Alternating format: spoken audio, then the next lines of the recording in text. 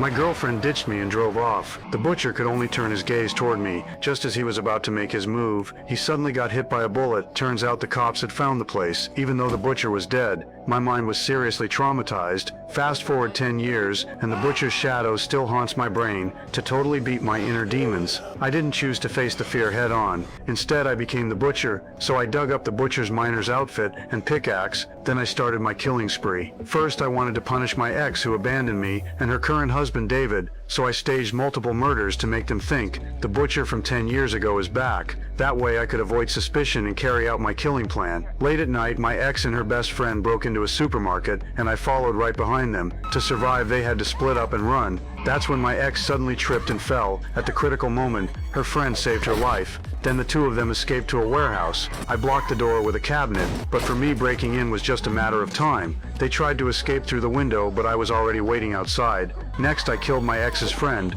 My ex got so scared, she ran toward the door and bumped right into her husband David. Even though I didn't get to kill her this time, I deliberately called her up and told her the butcher from 10 years ago was dead. The current butcher might be her husband in disguise, and the evidence was in the mine from 10 years ago. Then I tricked my ex into getting in the car and planned to take her into the mine to kill her. But after some investigating, her husband immediately called her and told her I was probably the butcher. He also said I had mental issues, but what did it matter if she knew she was going to die by my pickaxe anyway? But just as I was getting excited, she grabbed the steering wheel from me. That caused us to crash. I got knocked out cold, but she got out of the car and quickly called her husband. David told her to head to the cabin in the woods, but as soon as she walked into the cabin, I showed up dressed as the butcher. She didn't suspect I was the butcher though, because only her husband knew about the cabin, so she mistook the butcher for her husband.